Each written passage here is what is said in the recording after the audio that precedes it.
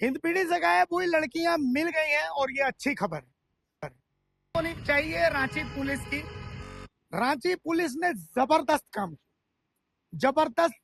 Technical aspects में अगर आप बात करें तो टेक्निकल एस्पेक्ट में भी रांची पुलिस ने बहुत सही तरीके से लड़कियों को ट्रेस किया।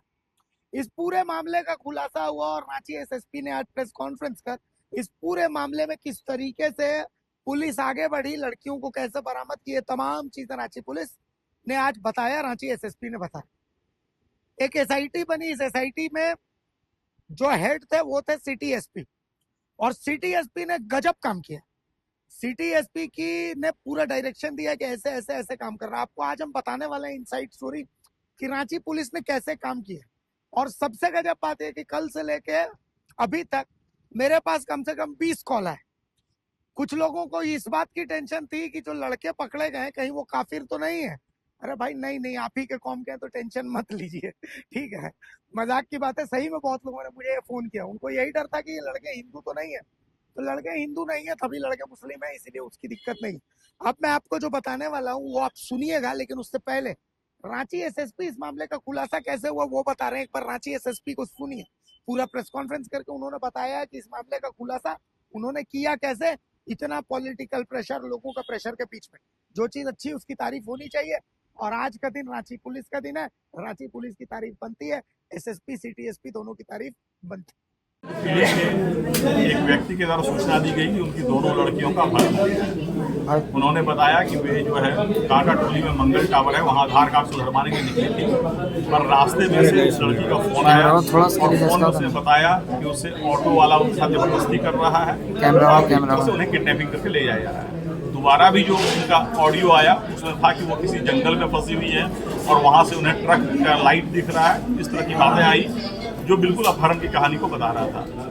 इस बात पर जो है एक एसआईटी सिटी डीएसपी के नेतृत्व में मैंने गठित किया, जिसमें कोतवाली डीएसपी, सिटी डीएसपी, हमारे तकनीकी सेल के पदाधिकारी और बहुत सारे ऑफिसर, जिसमें हिंदपीढ़ी के पदाधिकारी और अन्य थाना के पदाधिकारी शामिल थे। और पूरी टीम ने बड़ी मेहनत और लगन से रात भर जो है जंगल, पहाड़, जो भी संभावित लोकेशन थे उसको सर्च किया।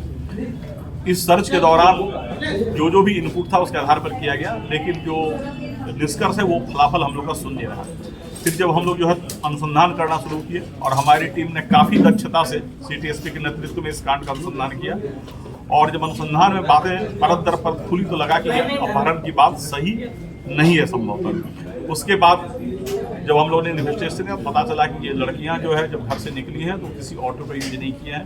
बाद अनुसंधान में ये आया कि ये आल्टो कार से निकली हैं, और इस पूरे प्रकरण में पता चला कि वो जो लड़का जो उन्हें भगा कर ले गया था वह कर्नाटक का रहने वाला है, वो हैदराबाद में काम करता है और इनसे संपर्क में था। वह 5 जनवरी को ही यहाँ आ गया था, लेकिन पुलिस से बचने के लिए ये लोग लगातार मोबाइल तोड़ते रहे, सिम कार्ड तोड़ते रहे, केवल रेलवे स्टेशन के वाईफाई का यूज करते रहे। इस पूरे अनुसंधान के दौरान रांची पुलिस ने कई ट्रेन को सर्च किया, जिसमें से Palamu express, Shaktipunj express, Kamayani express, Gangavati express, Mandapam express, इस बहुत सारे ट्रेन को सर्च किया गया। आरपीएफ के सहयोग से और वहाँ के स्थानीय पुलिस के सहयोग से कई स्टेशनों का सीसीटीवी फुटेज खंगाला गया, और एक जबरदस्त मेहनत जो है रांची पुलिस की टीम के द्वारा किया गया। और अल्टीमेटली कर्नाटक पुलिस के सहयोग से हम लोगों ने इसे कर्नाटक में गंगावती में अभियुक्त को भी पकड़ा और इन लड़कियों को बरामद किया। हम लोग अभी जो है इन लड़कियों से पूछताछ कर रहे हैं कि पूरा प्रकरण कैसे हुआ। इन लड़कियों ने इतने बात स्वीकार किया कि जो ऑडियो उन्होंने बनाया था वो मुख्य अभियुक्त के बहकावे में बनाया था, और उसमें उनके साथ ऐसी कोई बात नहीं हुई थी कि उन्हें कोई जबरदस्ती ले जा रहा है। हम लोग पूरे मामले की छानबीन कर रहे हैं, और कुल मिलाकर जो 5 अभियुक्त इसमें शामिल थे, जो पूरे प्लानिंग में और पुलिस से बचने में उन्होंने सहयोग किया, उन सबों को गिरफ्तार किया गया है और हम लोग आगे का अनुसंधान कर रहे हैं।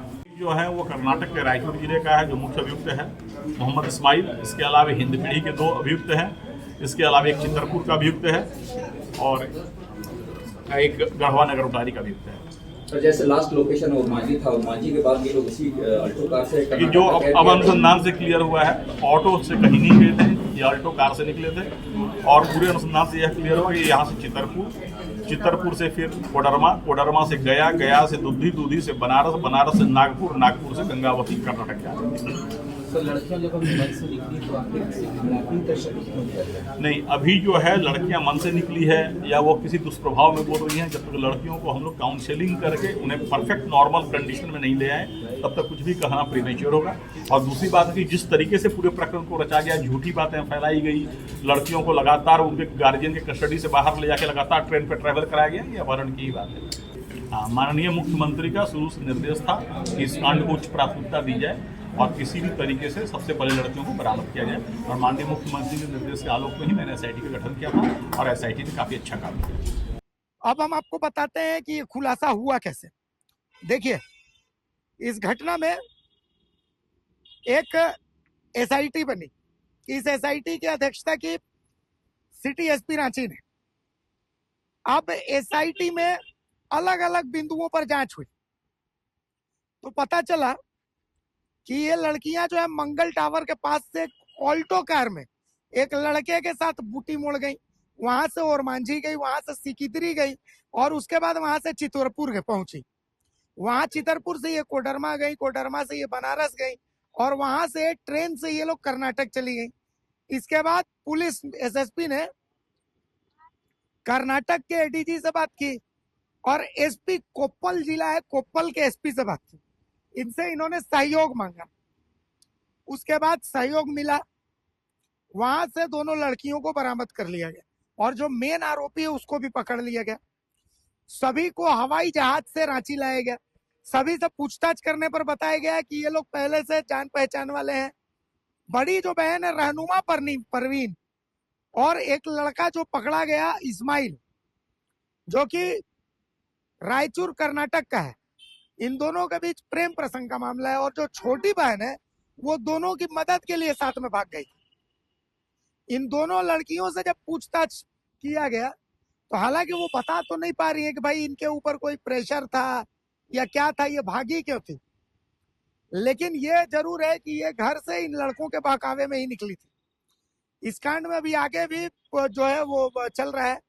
कुछ लोगों ने और जो है इन लड़कियों को घर से भागने में सहयोग किया, उनको भी गिरफ्तार किया गया है।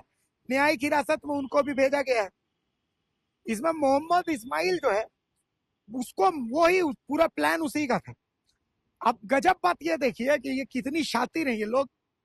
मोहम्मद इस्माइल ने क्या किया कि भाई ट्रेस ना हो सके, इसीलिए इसने लड़कियों का फोन भी तोड़ दिया और सिम भी तोड़ करके फेंक दिया। और अब नया मोबाइल में बिना सिम डाले ये रेलवे स्टेशन में जो वाईफाई होता उसका इस्तेमाल करते थे या फिर जो सहयोगी इनका मदद करने वाले लड़के थे उनका वाईफाई में इस्तेमाल कर रहे थे, ठीक है, ताकि कोई इनको ट्रेस न कर सके। और उसके बाद रांची पुलिस ने, आरपीएफ की एक टीम ने बनारस, नागपुर, पुणे, हुबली रेलवे स्टेशन और Shaktipunj express, Palamu express, Hubli express, Kamayani express और उसके अलावा मंडपम एक्सप्रेस, गंगावती ट्रेन, इन सब में भी सर्च ऑपरेशन चलाए थे। अब जो जो गिरफ्तार हुए उनका भी नाम बता देता हूँ। देखिए, मोहम्मद इस्माइल तो है, जुनैद आलम, ठीक है, ये हिंदपीढ़ी के ही रहने वाले हैं, स्टार जिम के पास बड़ी मस्जिद रोड में इनका घर है।